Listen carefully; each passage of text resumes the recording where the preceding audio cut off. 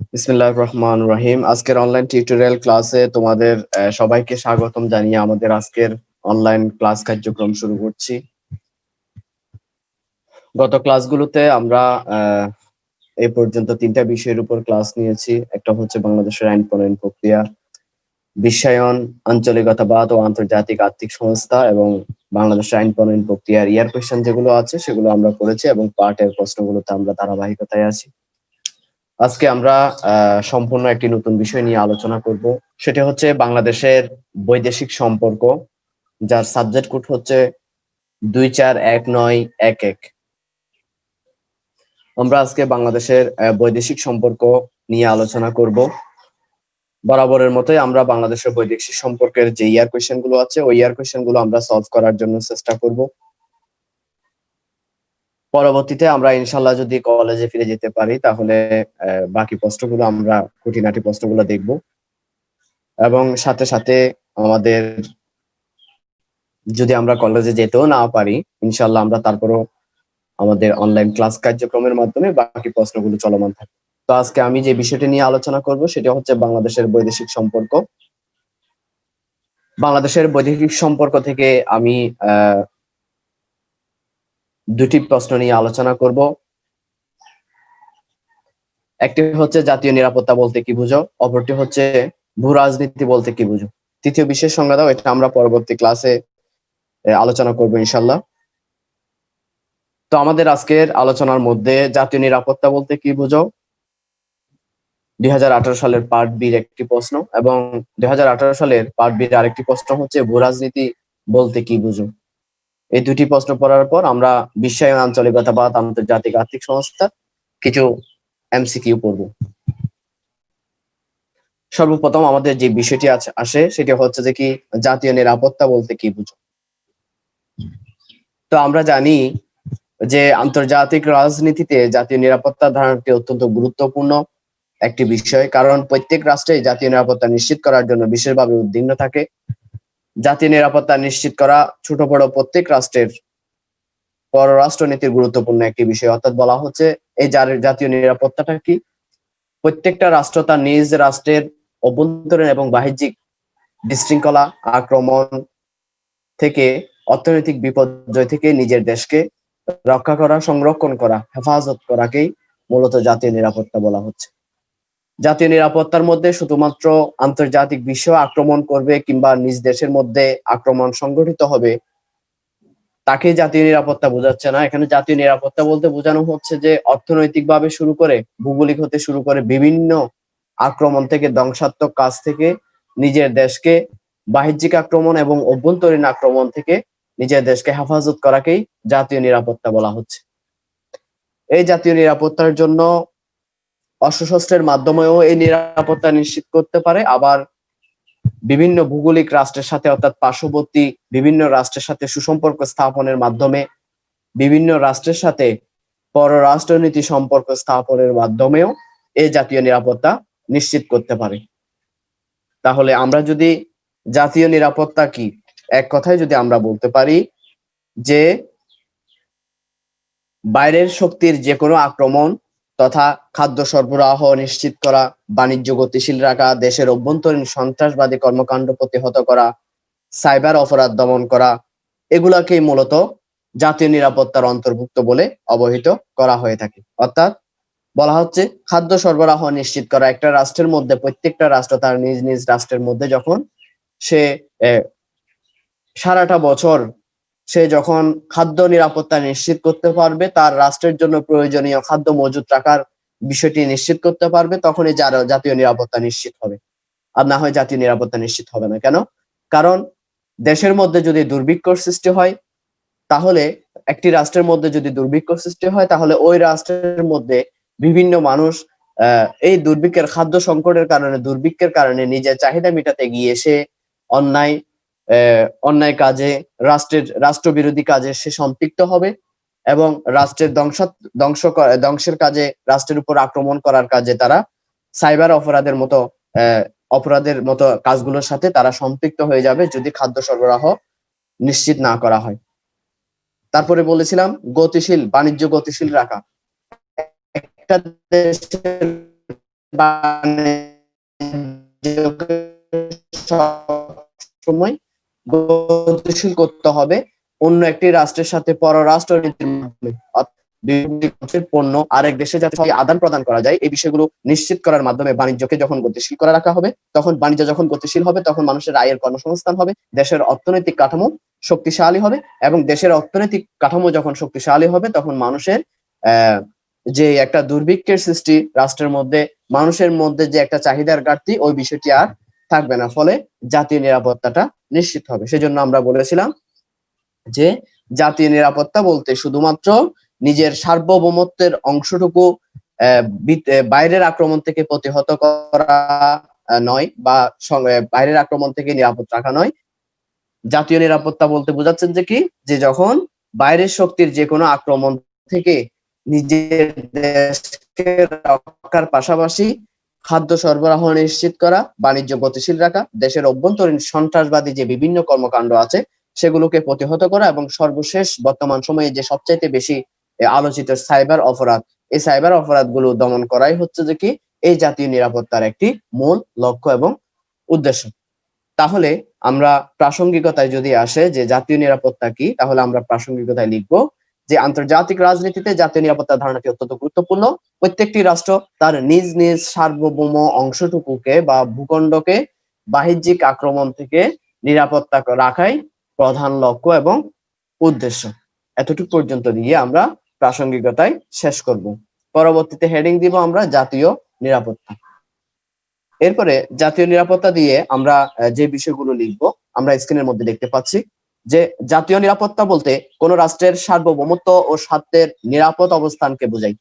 অর্থাৎ প্রত্যেকটা রাষ্ট্রের একটি সার্বভৌমত্ব সার্বভৌম ভূখণ্ড রয়েছে, না হয় একটি রাষ্ট্র গঠিত হতো না। আমরা পড়েছিলাম ফার্স্ট ইয়ারের মধ্যে একটা রাষ্ট্র গঠন করতে হলে জনসমষ্টি, নির্দিষ্ট ভূখণ্ড, সরকার, সার্বভৌমত্ব, এই চারটা উপাদানের সমন্বয়ে কি সৃষ্টি হয়, রাষ্ট্রের সৃষ্টি হয়। এবং এই চারটা উপাদানের মধ্যে সবচেয়ে গুরুত্বপূর্ণ উপাদান হচ্ছে সার্বভৌমত্ব। যে রাষ্ট্রের মধ্যে জনসমষ্টি আছে, নির্দিষ্ট ভূখণ্ড আছে, সরকার আছে, কিন্তু রাষ্ট্রের যদি সার্বভৌমত্ব না থাকে তাহলে তাকে রাষ্ট্র বলা যাবে না। অর্থাৎ সবচেয়ে গুরুত্বপূর্ণ উপাদান আমরা পড়েছিলাম সার্বভৌমত্ব। ঠিক এখানেই বলা হচ্ছে যে জাতীয় নিরাপত্তা বলতে কোন রাষ্ট্রের সার্বভৌমত্ব ও স্বার্থের, একটা রাষ্ট্রের মধ্যে যে স্বার্থ রয়েছে এই স্বার্থের নিরাপদ অবস্থানকেই মূলত জাতীয় নিরাপত্তা বলে অবহিত করা হচ্ছে।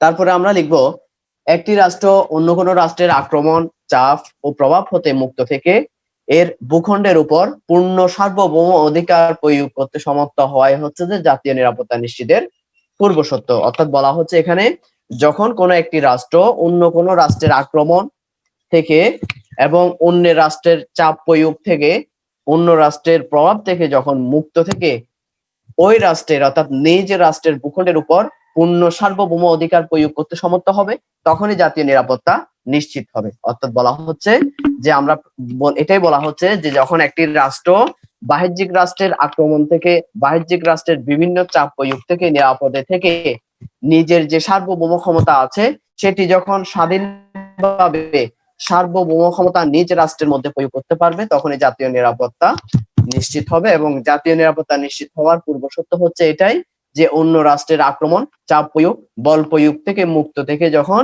নিজ দেশে নিজের সার্বভৌমত্ব স্বাধীনভাবে প্রয়োগ করতে পারবে, তখনই জাতীয় নিরাপত্তা নিশ্চিত হবে। তারপরে বলা হচ্ছে বৃহৎ রাষ্ট্রের ক্ষেত্রে জাতীয় নিরাপত্তা নিশ্চিত করা খুবই কষ্টসাধ্য ব্যাপার। যেসব রাষ্ট্রগুলো সবচেয়ে বড়, বিশেষ করে আমাদের পার্শ্ববর্তী দেশ ভারত এবং চীন, এইসব রাষ্ট্রগুলো বিশাল আকারের, জনসংখ্যার দিক দিয়ে অনেক বেশি বড়। বলা হচ্ছে জাতীয় নিরাপত্তা শুধুমাত্র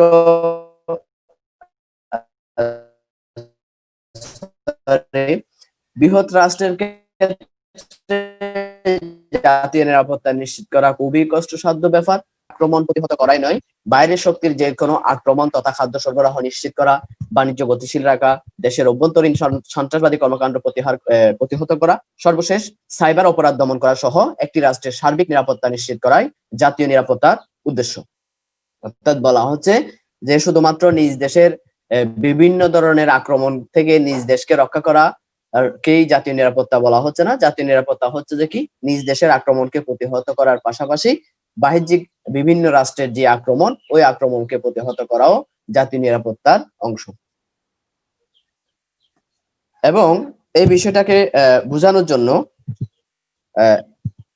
আর্নল্ড ওয়াল্টার্স আর্নল্ড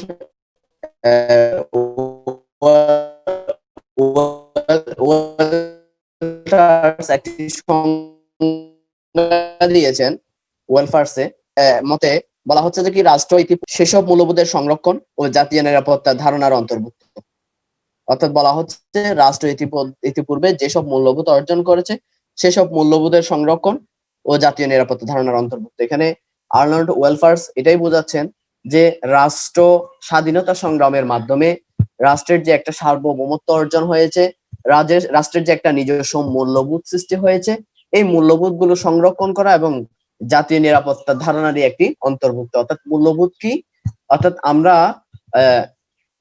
ব্রিটিশদের কাছ থেকে আলোক হয়েছি, নিজেদের একটা আলাদা স্বতন্ত্র ঐতিহ্য, আলাদা নিজেদের একটা যে সংস্কৃতি আছে, ওই সংস্কৃতি, ঐতিহ্য, ভাষার কারণে আমরা ব্রিটিশদের কাছ থেকে এবং অর্থনৈতিক সহ বিভিন্ন বিষয়ে শোষণের শিকার হওয়ার কারণে আমরা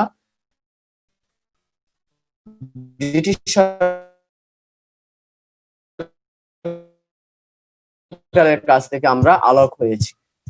পাকিস্তান সরকারের কাছ থেকে আলোক হয়েছে এই কারণে যে আমাদের ভাষা, আমাদের সংস্কৃতি, আমাদের যে একটা নিজস্ব যে একটা ঐতিহ্য রয়েছে, এই ঐতিহ্য সংস্কৃতির সাথে যখন পাকিস্তানি শাসক গোষ্ঠীর সংস্কৃতির সাথে, ভাষার সাথে যখন আমাদের মিল হচ্ছে না, অর্থাৎ অমিল দেখা দিচ্ছে, তখনই কিন্তু আমরা একটা স্বাধীন সার্বভৌম বাংলাদেশ প্রতিষ্ঠা লাভ করেছি, অর্জন করেছি।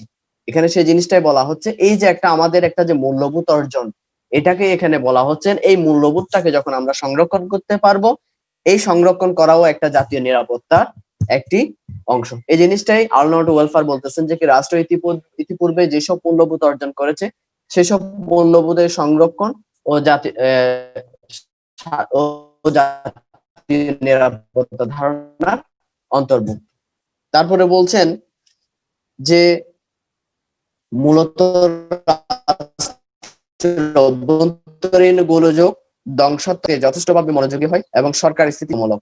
জাতীয় নিরাপত্তার আরেকটি অন্যতম লক্ষ্য উদ্দেশ্য বলা হচ্ছে যে কি, যে একটা রাষ্ট্রের মধ্যে যে অভ্যন্তরীণ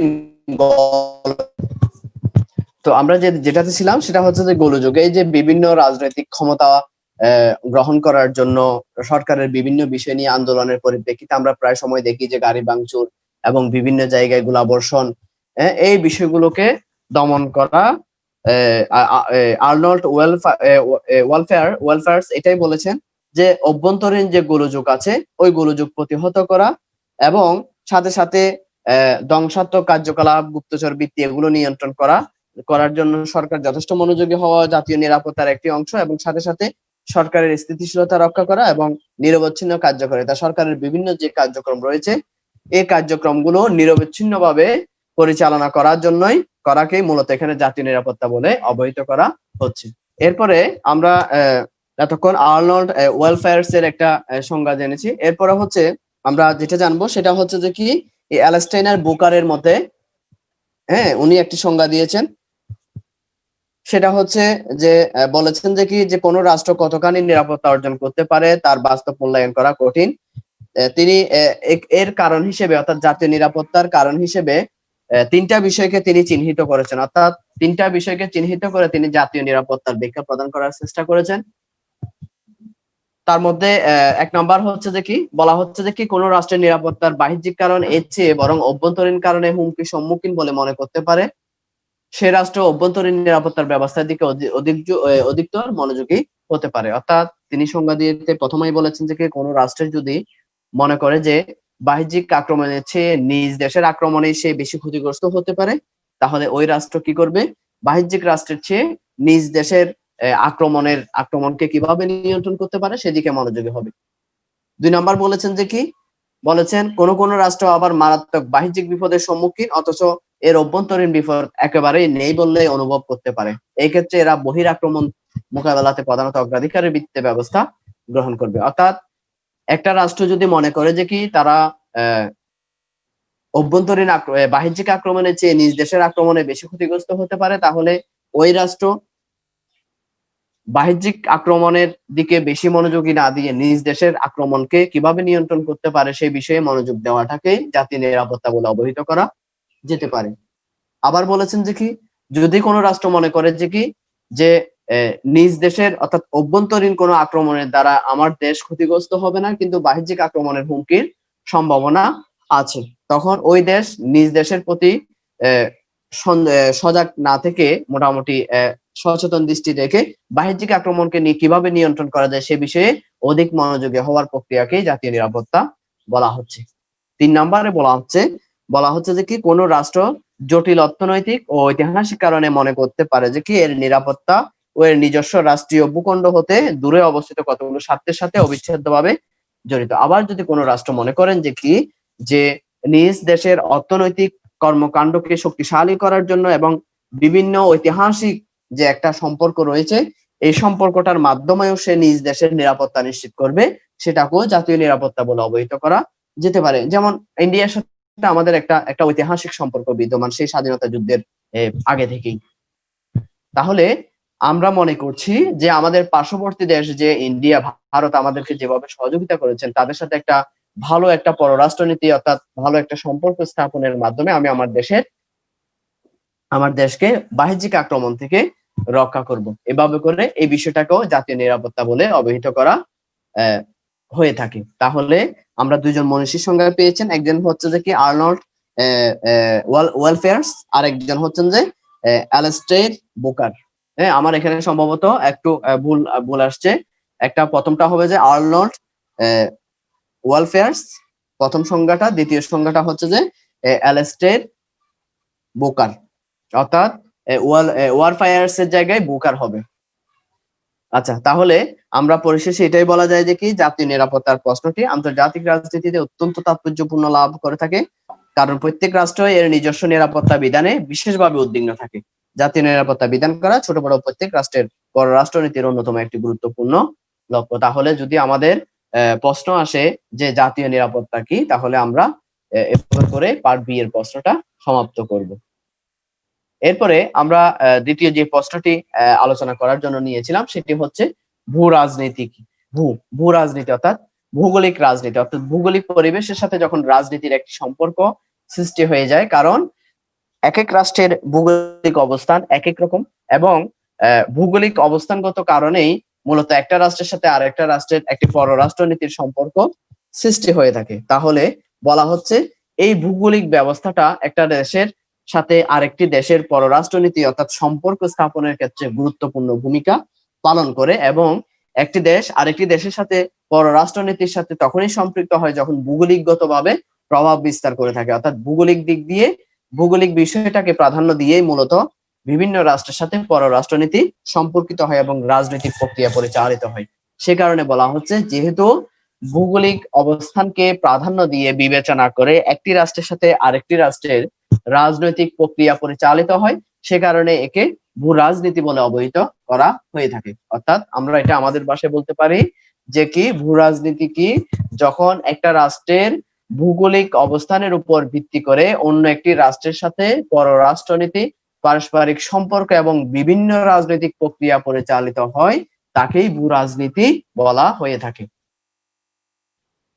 এরপরে আমরা যদি প্রশ্নের মধ্যে আসে যে ভূ রাজনীতি কি, তাহলে আমরা কিভাবে উপস্থাপন করব। তাহলে ভূ রাজনীতি কি যদি আসে, তাহলে আমরা প্রথমে প্রাসঙ্গিকতায় লিখবো কি যে ভূ রাজনীতি সম্পর্কে চিন্তার সূত্রপাত অনেক আগের কাল থেকে হলেও বর্তমান কালে রাষ্ট্রীয় পররাষ্ট্রনীতি নির্ধারণ, রাষ্ট্রসমূহের মধ্যে ক্ষমতা সম্পর্ক নিরূপণ, অর্থাৎ বলা হচ্ছে যে ভূ রাজনীতি বিষয়টি সুপ্রাচীন কাল থেকে হলেও বর্তমান কালে বিভিন্ন রাষ্ট্রীয় পররাষ্ট্র নীতি নির্ধারণ, রাষ্ট্রসমূহের মধ্যে ক্ষমতার সম্পর্ক নিরূপণ এবং সর্বোপরি আন্তর্জাতিক রাজনীতিতে ভূ রাজনীতির বিষয়টি অত্যন্ত গুরুত্বপূর্ণ বৃদ্ধি পেয়েছে। আর ঊনবিংশ শতাব্দীতে এই তথ্যটি উদ্ভব বিকাশ হয়, অর্থাৎ বলা হচ্ছে বর্তমান সময়ে ভূ রাজনীতিটি আগে উদ্ভব হয়ে গেল, আমরা এখানে পেয়েছি যে ঊনবিংশ শতাব্দীতে এই ভূ রাজনীতির তত্ত্বটির উদ্ভব ঘটে এবং বিকাশ ঘটে। কিন্তু ঊনবিংশ শতাব্দীতে ভূ রাজনীতির উদ্ভব হলেও মূলত বর্তমান কালের সময়ে দেখা যাচ্ছে যে কি এই ভূ রাজনীতি অর্থাৎ ভৌগোলিক অবস্থানকে কেন্দ্র করেই মূলত দেখা যাচ্ছে যে কি ভূ রাজনীতিকে কেন্দ্র করেই মূলত বিভিন্ন রাষ্ট্রের সাথে পররাষ্ট্রনীতি নির্ধারণ হচ্ছে এবং বিভিন্ন রাষ্ট্রের মধ্যে ক্ষমতার আধিপত্য প্রতিষ্ঠিত হচ্ছে এবং আন্তর্জাতিক রাজনীতির সম্পর্ক স্থাপনের ক্ষেত্রেও কি করা হচ্ছে যে এই ভূ রাজনীতিটি প্রভাব বিস্তার করে থাকছে। অর্থাৎ যে জিনিসটি অর্থাৎ একটা রাষ্ট্রের সাথে যদি ভৌগোলিকগতভাবে যদি শক্তিশালী হয়ে থাকে তাহলে দেখা যায় যে কি যে ওই রাষ্ট্র শক্তিশালী হয়ে থাকে, অর্থাৎ তার চারপাশে যদি অর্থাৎ যে রাষ্ট্রের চারপাশে সমুদ্র সেই রাষ্ট্র অনেক বেশি নিরাপদ থাকে, কারণ তার চারপাশে যখন সমুদ্র থাকে তখন কোনো একটি রাষ্ট্র চাইলেই সহজেই তাকে আক্রমণ করার কোনো সুযোগ থাকে না। সেই কারণে এই ভৌগোলিকগত অবস্থানগত দিক থেকে এক একটা রাষ্ট্র শক্তিশালী হয়ে থাকে এবং ভৌগোলিকগত একটা ভৌগোলিক অবস্থানের উপর ভিত্তি করেই কিন্তু কোন একটা রাষ্ট্রের উৎপাদন বলো, নিরাপত্তা বলো, সবকিছুর উপর নির্ভর করে কিন্তু মূলত ভৌগোলিক পরিবেশের উপর। সে কারণে বলা হচ্ছে এই ভৌগোলিক অবস্থানকে কেন্দ্র করেই মূলত একটি রাষ্ট্র আন্তর্জাতিক রাজনীতিতে প্রভাব বিস্তার করে থাকেন, ক্ষমতা আধিপত্য বৃদ্ধি করে থাকেন। সে কারণে বলা হচ্ছে বর্তমান সময়ে এই ভূ রাজনীতিটি অর্থাৎ ভৌগোলিক অবস্থানটা অত্যন্ত গুরুত্বপূর্ণ ভূমিকা পালন করছে। ফলে বলা হচ্ছে যে ভূ রাজনীতির অবস্থানের মাধ্যমে একটি দেশের রাষ্ট্রনীতি এবং পররাষ্ট্রনীতি প্রণয়ন করা হয়ে থাকে। অর্থাৎ বলা হচ্ছে যে একটা ভূ রাজনীতির উপর ভৌগোলিক অবস্থানের উপর ভিত্তি করেই মূলত একটা রাষ্ট্রের সাথে বিভিন্ন রাষ্ট্রনীতি এবং পররাষ্ট্রনীতি গুলো প্রণয়ন করে থাকেন। অর্থাৎ ভৌগোলিক অবস্থান কিরকম আমরা যদি একটু চিন্তা করি, আমাদের বাংলাদেশের যে ভৌগোলিক সীমারেখা আছে ওই ভৌগোলিক সীমারেখার মধ্যে আমাদের বিশেষ করে সবচেয়ে বেশি গুরুত্বপূর্ণ সেটি হচ্ছে যে ভারত।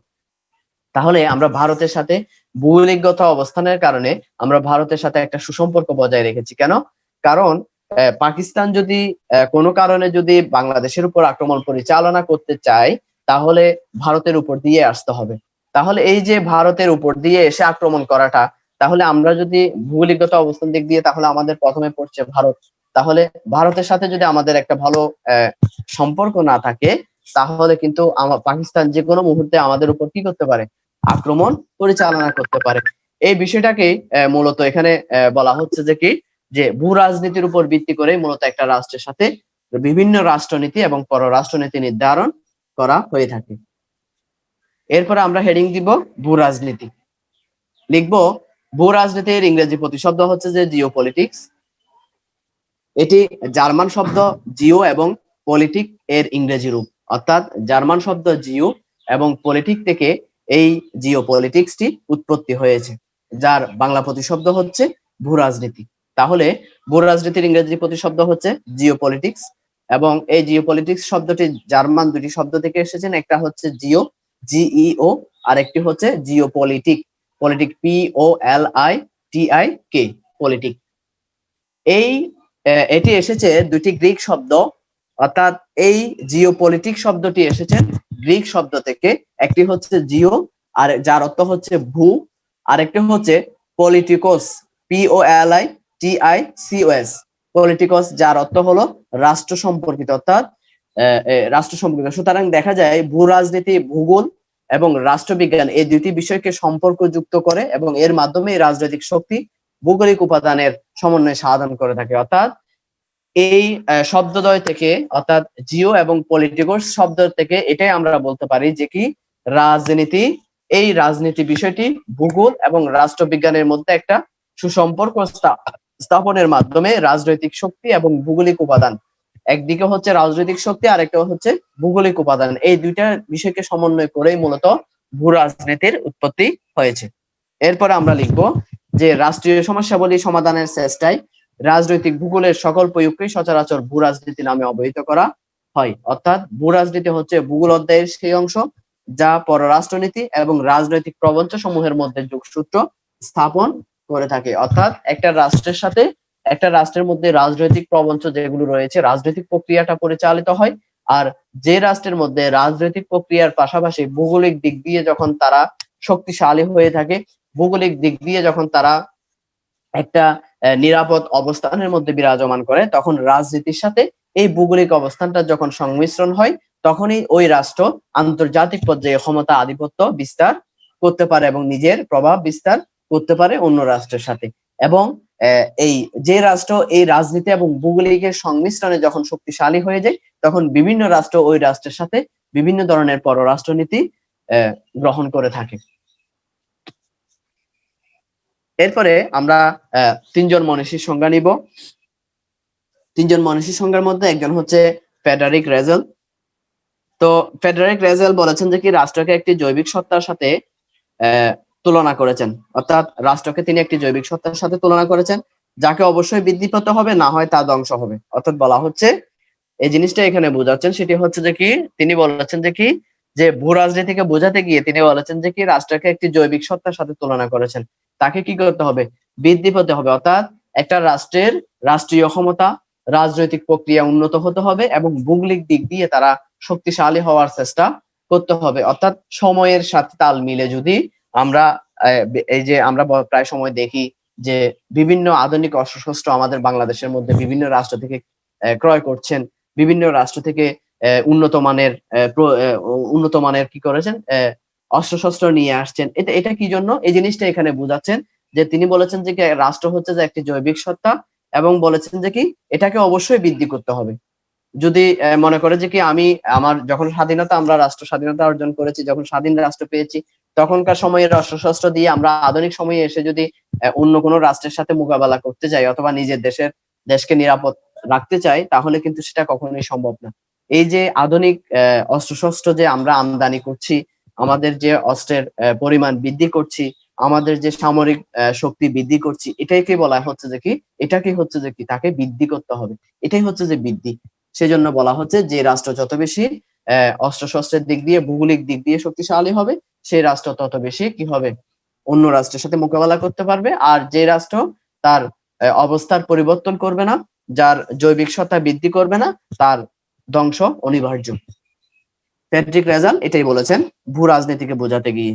তারপরে আরেকজন সংজ্ঞা দিয়েছেন যে অধ্যাপক আব্দুল হালিম, আমাদের একজন বাংলাদেশী লেখক, তিনি বলেছেন যে কি ভূ রাজনীতি হচ্ছে ভূগোলের সেই অংশ যা পররাষ্ট্রনীতি এবং রাজনৈতিক প্রবঞ্চ সমূহের মধ্যে যোগসূত্র স্থাপন করে।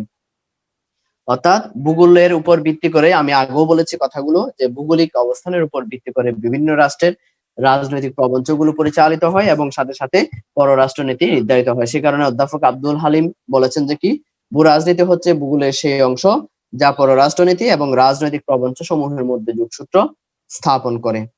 এরপরে মেলভিন কন্টেন্টের একটি সংজ্ঞা দিয়েছেন। তিনি বলেছেন যে কি geopolitics as an approach to the study of international relations stretch the importance of location factor influence relation among nations. অর্থাৎ ভূরাজনীতি geopolitics is an approach to study of international relation. ভূরাজনীতি হচ্ছে আন্তর্জাতিক সম্পর্কের একটি অ্যাপ্রোচ প্রক্রিয়া, আন্তর্জাতিক সম্পর্কের একটি প্রক্রিয়া। Stretch the importance of location factor influence relation among Nations. অর্থাৎ বলা হচ্ছে যে কি এই লোকেশনটা অর্থাৎ ভূরাজনৈতিক ভৌগোলিক বিষয়টা অত্যন্ত গুরুত্বপূর্ণ একটি অবস্থান। কিসের জন্য? ইনফ্লুয়েন্সিং রিলেশনশিপ এবং নেশনস, বিভিন্ন রাষ্ট্রের সাথে সম্পর্ক স্থাপনের ক্ষেত্রে। তাহলে মেলভিন এ কন্টেন্ট একটি সংজ্ঞা দিয়েছেন, geopolitics is an approach to the study of international relations stretch of importance of location factor influencing relation among nations। তাহলে এই তিনটা মনীষীর সংজ্ঞা দিয়ে আমরা ভূ রাজনীতির বিষয়টি সমাপ্ত করব। সুতরাং আমরা এটাই বলতে পারি যে ভূ রাজনীতি হচ্ছে ভূগোল ও রাষ্ট্রবিজ্ঞানের যৌথ শাখা, যা একটি জাতির শক্তি সামর্থ্য নির্ধারণ করে থাকে, জাতির ভাগ্য নিয়ন্ত্রণ করে এবং জাতির সার্বিক অর্থনৈতিক পরিস্থিতি সহ আন্তর্জাতিক ক্ষেত্রে কোনো দেশের ভূমিকা নির্ধারণ করে থাকে। তাহলে আমরা দুইটা বিষয় নিয়ে আলোচনা করেছি। একটি হচ্ছে যে কি যে জাতীয় নিরাপত্তা বলতে কি বুঝো, আরেকটি হচ্ছে ভূ রাজনীতি বলতে কি বুঝো। ঠিক আছে, সবাইকে ধন্যবাদ। আল্লাহ হাফেজ।